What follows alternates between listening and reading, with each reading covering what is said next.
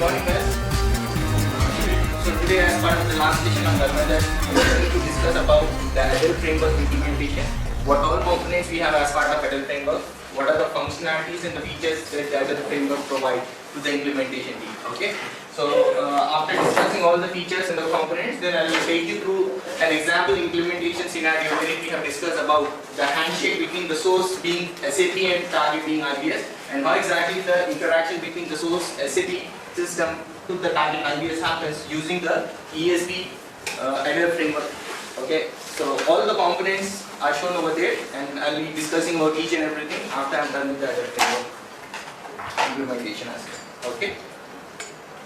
So assuming that all the topics that were related to the Agile framework have been completed as part of the training, so now we are going to discuss this implementation of Agile framework, and at the end of the day I will be giving an assignment which will take you through the implementation of Hello World using the Agile framework. Okay, so you are required to complete that assignment, but before that what I would say is you first go through the problem statement. I have given a separate implementation what is that?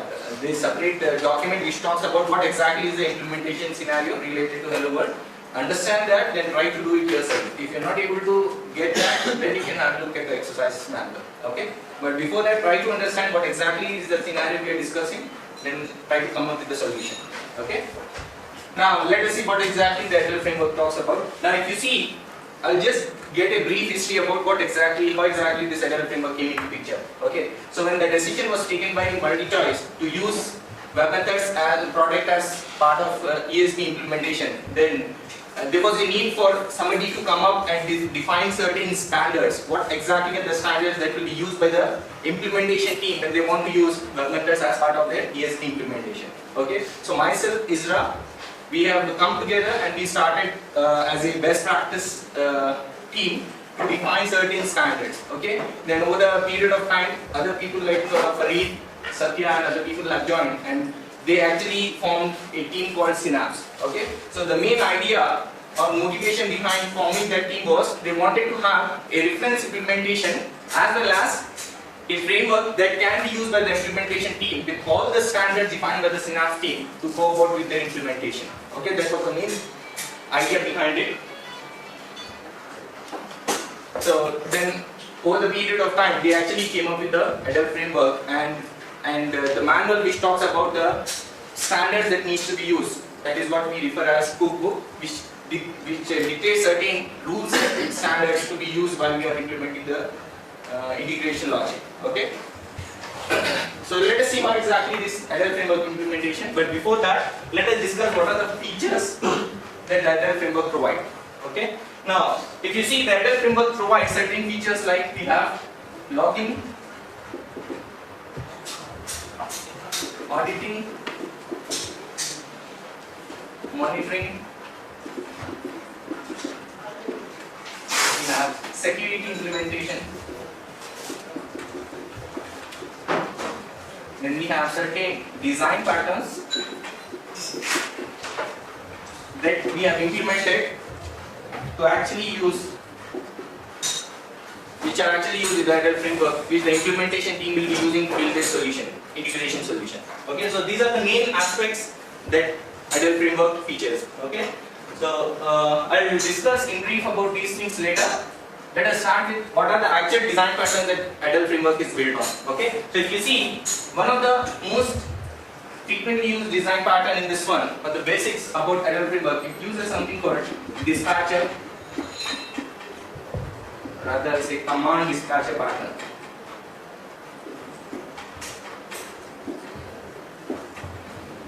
Okay, so there are so many other patterns that we have used in terms of security and other things, but from the implementation aspect, the one which is exposed more to the implementation team is command dispatcher pattern.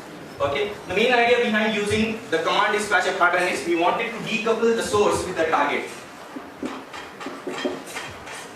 Okay, so if I have the ESB implementation, so this particular dispatcher pattern is used in such a way that it decouples the source and the target. Okay, so tomorrow if the source of the target is changing, if the target is changing, there won't be any impact or change on the source side. Okay, so source will be publishing the information to the target without knowing who exactly is the consumer of that information. Okay, that was the main motivation behind using the command dispatcher pattern.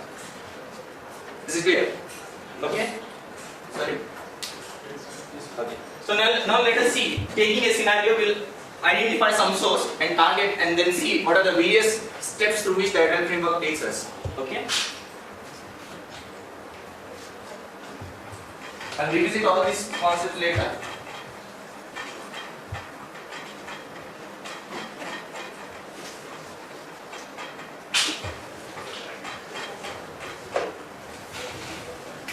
Now assume that I have a source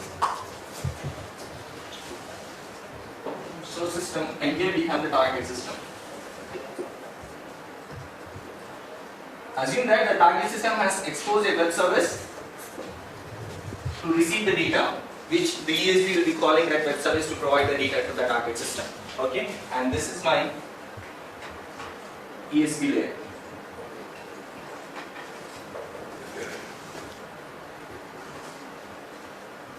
Which is my webMethods. Okay. Now I'll discuss the role of SOA later, but first I'm focusing more on the webMethods part. Okay. Remember one thing, any request that comes inside webMethods will always be intercepted by SOA layer, and any outbound request which is going to the target system from webMethods, that is ESB, will again be intercepted by your SOA software layer.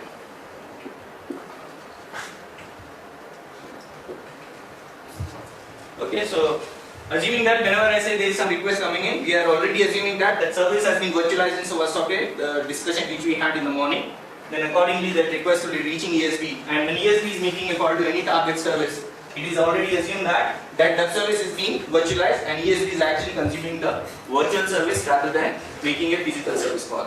Okay, and as part of SOA implementation, there are some concepts related to policies. All of those things we have discussed in the morning. How exactly we configure the policies, implement security and other stuff. Okay, so I'm making an assumption that SOA software is there and any inbound and onboard request coming to ESB is going through SOA software. Okay, now the most important thing here is any request that the source wants to send to ESB, ESB has to expose a publisher service.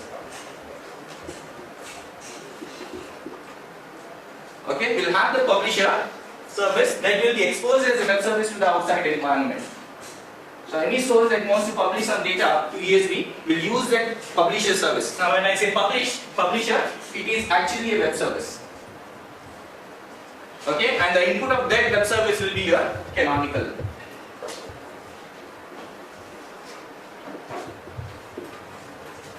And we have already seen, or you people must have already heard the concept that is going behind the canonical point. Okay, so here any request that comes to ESB, we need to expose a web service, we call it as ESB publisher, and the input of that ESB publisher web service happens to be a canonical. Okay, now when you see this web service call, which is made by the source, the input will be of this format. It will have a request which contains two sections. One is your header section, and second one is your body. Okay, the canonical structure will be actually there as part of body, and the header section will actually contain another document which we define it as message metadata. Okay, there is a document which talks about message metadata, what are the various fields, what is the structure of message metadata, why do we use that particular field inside your message metadata. I'm in the process of finalizing that document. Once it is done, I'll get it reviewed from the Synapse team, then I'll distribute to each one of you. Okay, so this message metadata which is there as part of header, it is used to store control information. Okay, in other sense it will say it will hold the control information related to routing, as well as it will hold the information about what exactly is the content we are storing as part of your body. Okay, what type of message it is, whether it is a request message for creating a customer or updating a customer or sending the device information from one location to another, whatever it may be. So that particular information will be stored in a data type or a document, specific document which we define it as message metadata. Okay, I'll discuss some of the important fields inside this document, message metadata, which we will be using as part of our agile framework. Okay, now, and the body will actually contain your canonical message. Okay, assume that we are sending the customer information. We have to define a customer canonical. Then we import that canonical. We have that XSD imported into webMethods. Then we form a canonical document that will be exposed as an input for this publisher service. Okay, so when this source is sending the data, it will be actually populating the message metadata, will come as part of header, and the canonical document will be populated as part of body, and it will be given to this web service call. Okay, when they make a web service call, they will actually pass these two things. Now, when the data actually reaches publisher, parallelly you people can have a look at this, because we are actually following this whole pattern. Okay, when you see here, there is another block which says provider. What exactly you understand by that? It is a web service. Remember when Pillan has covered the concept of web services, any flow service that you want to expose as a web service to the outside world, you need to create a web service provider for it. So here, there will be a flow service called ESB Publisher, which is exposed as a web service by creating a web service provider. That's the reason why I mentioned it as provided over there. Okay. So now, this publisher, which has received the canonical message in the form of this particular request, now what it will do is, it will use a service called submit to broker. Okay, what I will do is, I will discuss all the components, then I will highlight what all components you as an implementation team needs to build, and what are the components that are already provided by Agile framework. You need not build those things. Okay, but before that I will discuss all the components, then I will highlight what you need to build. Okay, so it uses a service internally called submit to broker. What this will do is, it will actually take this canonical document along with your header information, that is message metadata, and it will publish this document to broker. Okay, so that document is now reaching broker. Now, using the concept that I have covered yesterday related to sub model, what exactly happens when a document reaches to broker? You already know that. How do we do the subscription for the document? We create a trigger when you actually want to subscribe to the document. So what we do here is, we create the subscription triggers.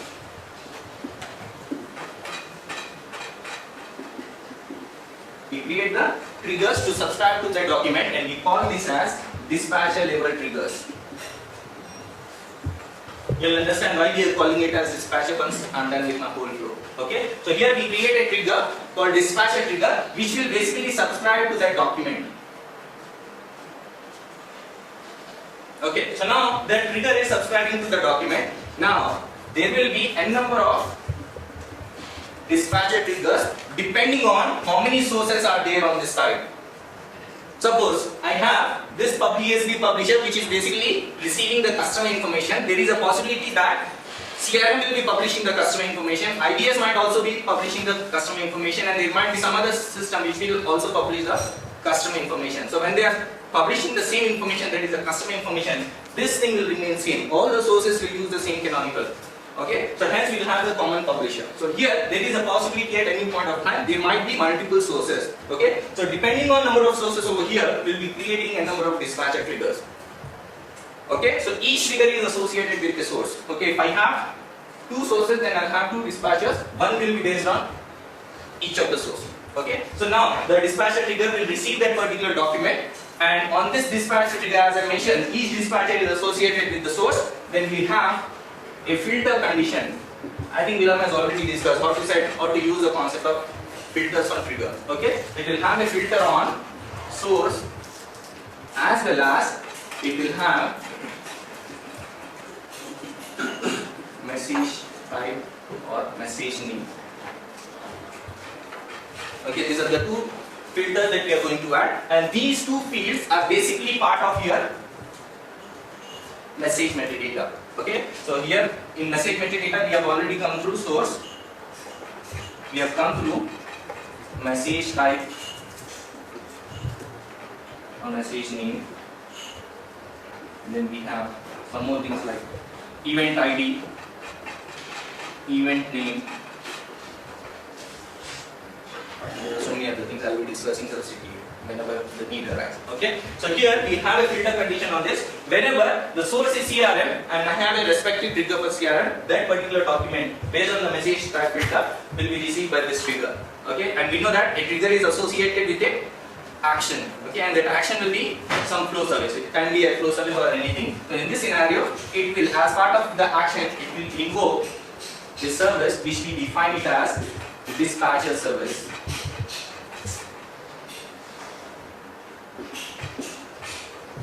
Okay. As we have a number of triggers, then we will be having a number of dispatcher services based on source. If we have 3 sources, then we have 3 triggers and 3 dispatcher services.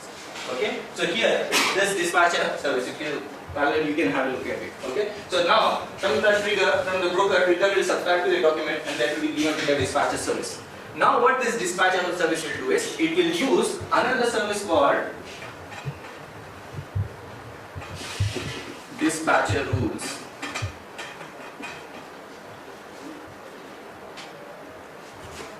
Okay. Before we proceed, I just wanted to clarify one point.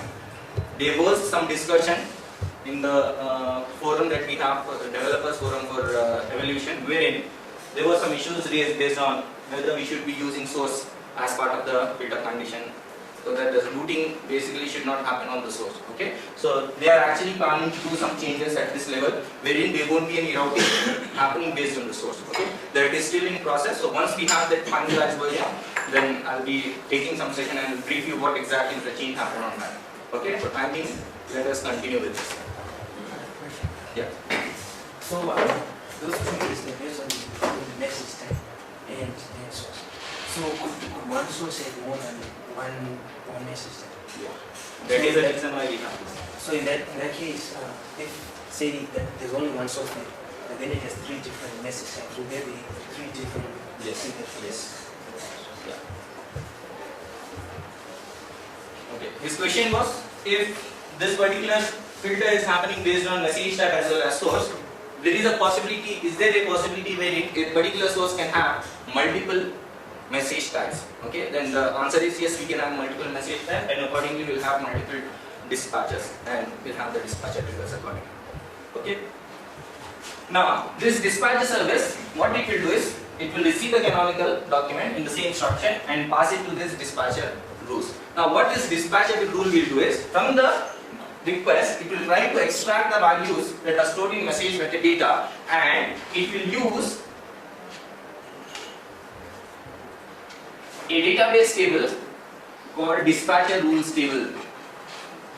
Okay, we have a database table as part of Agile framework called dispatcher rules table. This table will be used by this dispatcher rules service to make certain decision, to implement certain rules. If you look at the structure of this dispatcher rules, it looks like this. It will have something called, I can show you over here. It will have something like this. It will have a field called source, then it will have context key, context description, then we have something called target URI, and the last field, which is not shown over here, only I need to store, which has something called context value. Okay, so it will have this particular structure. What is the use of this particular dispatcher rules table is, look, in the message metadata, as I mentioned, we already have source, message type, event ID, event name. Apart from that, we will be having something called context key, we will have something called context description and context value. Okay, so what will happen is, based on the context key and the context value which is stored as part of your message metadata, it will try to evaluate what exactly is the target service that needs to be called. Okay, for instance, I can have my context name as event name, and context ID, if you see over here, I can have my context key as context key. Okay, I can have context key as event name, and the context value can be like create customer, update customer, create account, or I can even have some numeric values like 1001, as in case of SAP to IBS integration, we use the context values as some numeric values. Okay, that is nothing but your event IDs. Okay, so based on that particular context key and context value, we will try to evaluate what exactly is the target service that needs to be called. So if you see, we have context key. On the other hand, we have the context value. Based on that combination, what exactly is the target URI? So that will be provided by the dispatcher rules table. So here, this dispatcher rules service, what it will do is, it will extract all these required parameters like source, context key, context description, and context value from the message metadata. Then it will try to query this particular table by passing that as an input to the query, and it will try to extract the target URI for that particular combination. Okay, so this dispatcher rule table will return the target URI. Okay, once, yeah. That's going to be cached going forward. Yeah, it will be cached, it will not be a database query. Okay, we are already caching this particular table. I'll discuss what all things we are actually caching. So in the whole Agile framework, we are never making a direct database call, keeping the performance in mind. So we already cache all these things, then we will from the cache will be using this. Okay. So here it will send those request parameters, then query this particular dispatcher rule table which is already cached, then it will return a target URI, and that target URI happens to be, can I write this? Assuming you people have already understood this. Then it will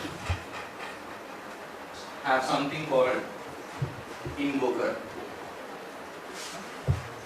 Okay. Now this dispatcher rules will return a target URI that happens to be a flow service, and the target URI happens to be the fully qualified name of that particular flow service. If you see over here, it is actually depicting the fully qualified name of a particular service. That service we call it as invoker service. Okay, so that service will be invoked and the whole canonical message will be passed to that service.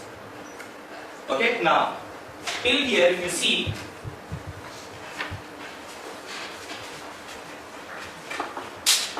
we are having different dispatcher level triggers, then we'll have different dispatcher services, but we'll have a single dispatchable service. Till this point, this number of dispatcher triggers and dispatcher services were dependent on source. Now, on the target side, we'll have multiple invoker services depending on how many interfaces or how many target services we have. Suppose I have 10 different target services, each for a particular implementation of an interface, then I'll have 10 different invokers. Each invoker will be associated with a particular target interface. Okay, I can have a target interface for create customer, I can have a target interface for create customer, create account, I can have one for something else. Okay, so the invoker service will be based on the target interface. Number of target interfaces, there's as many number of target services we have, and those many number of invokers will be having. Okay, so remember from this side, the number of invokers will be dependent on target interfaces. Now, this invoker service will receive the request which will have multiple invokers. So, based on what exactly needs to be called from the dispatcher rule, that particular invoker will be invoked. Now, what this invoker will do is, it will take the request and again it will publish to broker.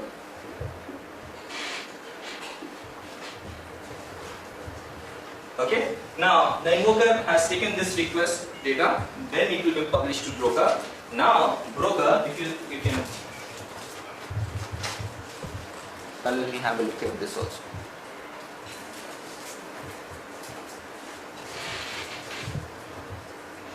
It has given to invoker service, I have just mentioned as invoker over here, then it is publishing to broker.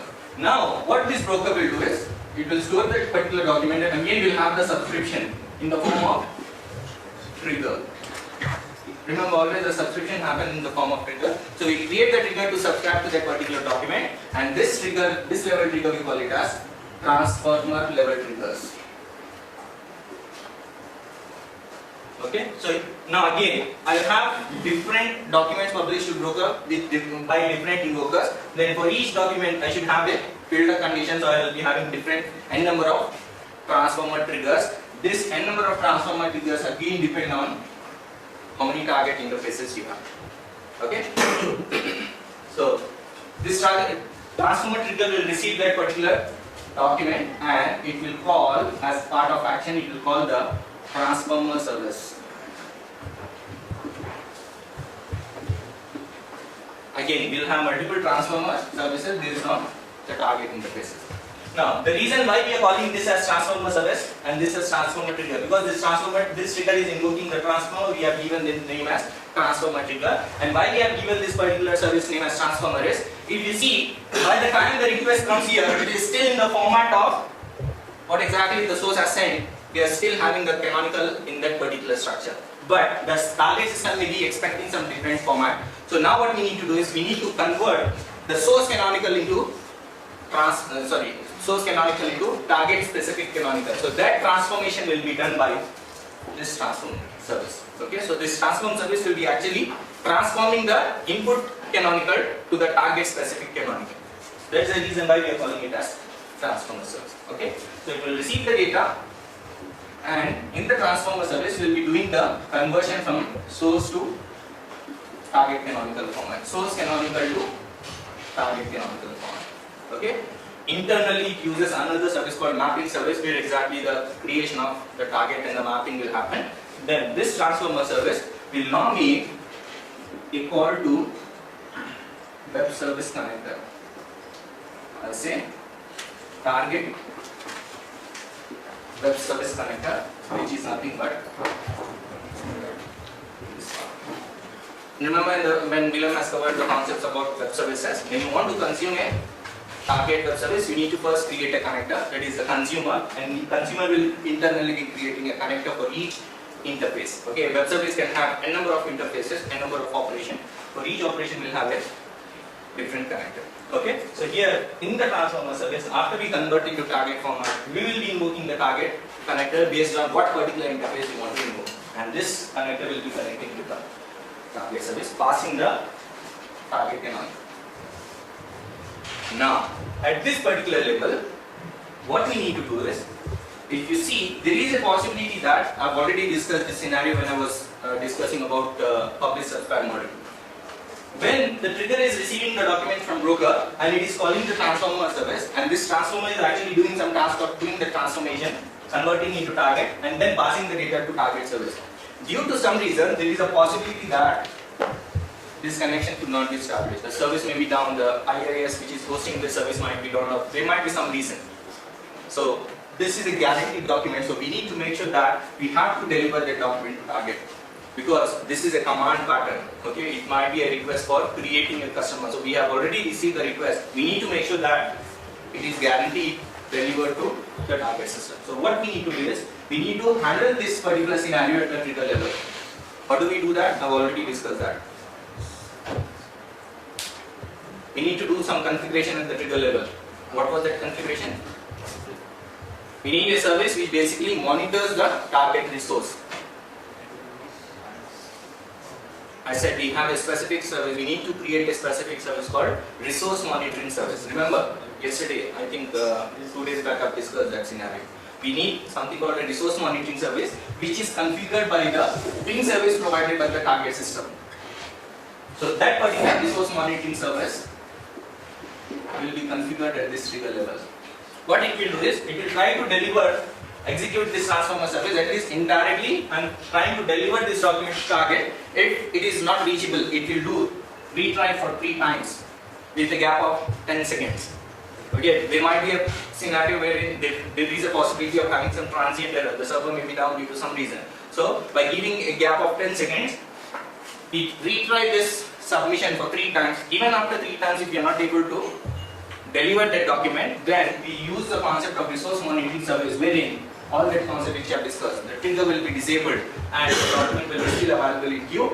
This resource monitoring service will keep on pinging the target service to find the status. As far as it is returning false, the service is returned, because this ping service will either return true or false. If the service is available, then it will return true. If it is unavailable, it will return false. Okay? So if it is, as long as it is returning false, nothing will happen over here. The trigger will be disabled. The moment it receives a true, this resource monitoring service internally will enable back the trigger. Enabling the trigger means receiving the document from broker and publishing it to the target system. Okay? So this is how the source to target handshake takes place. Okay? So this is all about how exactly we have to use the Adele framework. Now, I've listed out all the components. I'm going to point out what all things are already provided by Adele framework, and as the implementation team, what exactly you need to build. Okay? First of all, as the delivery team, you are responsible of creating your own canonical XSD. With guidance from the architecture team, you need to come up with your own XSD. Create an XSD, import that XSD into your web methods and create a canonical document. Okay? Then you are responsible for creating your own publisher service based on the canonical. This will be provided by Adele framework. This is already provided, this is already available. Dispatcher triggers you are supposed to create, that is implementation teams is supposed to create. We have the standard guidance, you can have a look at it and accordingly you can create. Dispatcher service you people are supposed to create. This is provided by the framework. This you are supposed to create. This is already provided. This you are supposed to create. This you are supposed to create, and this you are supposed to create. What's an invoker? Sorry? Is it a flow service? Yeah, it's a flow service. Okay. Now, even I'm saying you need to create so many things, but we have the standard template. You can just have you can have a look at the implementation which we have done for the other projects, and accordingly you can come up with it. Okay. So this is all about your Agile framework. So we need to enter in the database for the invoker. Is it? Yes. Yeah. That's what I'm saying. Yeah. Even this is something. The table is provided by the Agile framework, but the entries you need to maintain over here. Okay. So once you are updating this dispatcher rules table, make sure that you update the cache, because the dispatcher rules will always vary from the cache, not from the database table. Okay.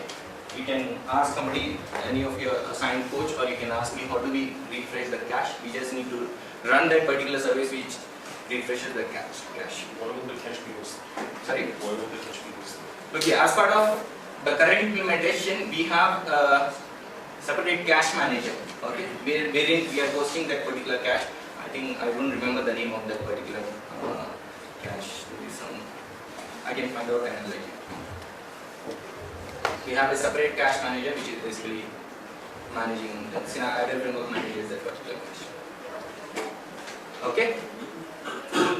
Now, from the assignment perspective, what you are supposed to do is, assuming that we have understood each and everything, you are supposed to create a source. You are supposed to create a target, wherein source will send some message, something called hello world. And in this case, target, assume that it is some database table. Okay, so you need to take that message, which will have some control information, who is the source, and what exactly is the message, what is the context, key and context value, all those things. Then you need to route this message following this whole flow. Then ultimately, you need to call a web service, which will basically take the request and it will store in the database table. Okay, the whole scenario I've discussed in one file, which I have already sent, one PDF file. What is the name of that file? I think Hello World implementation scenario, something like that. I've sent it in the morning. Okay. So first try to understand that scenario, implementation scenario, then try to build some block diagram just like this. What exactly are the services that we are supposed to create? As far as possible, try to keep the names closer to this particular Agile framework, then try to implement it. Okay. Then what I'll do is, after you are done with it, if you are not able to understand, we are here, Gautam and Rakesh will be coming to assist you. And we already have the detailed step-by-step implementation for this same scenario in 3 files. Okay, Hello World implementation exercise 1, 2, and 3. Okay, so all those things are discussed over there. But still, I'll say first you try to do it. If you're not able to do it, then refer that particular guy. Okay, try to do it and see how exactly the flow is happening from source to target. Then what I'll do is I'll share one package, which basically we have the reference implementation which I've done for SAP2. I'll share that code with you. You can have a look at why exactly in the real time we have implemented the whole scenario. Okay, I'll share the packages including the Agile framework packages, then you can have a look at it. Okay.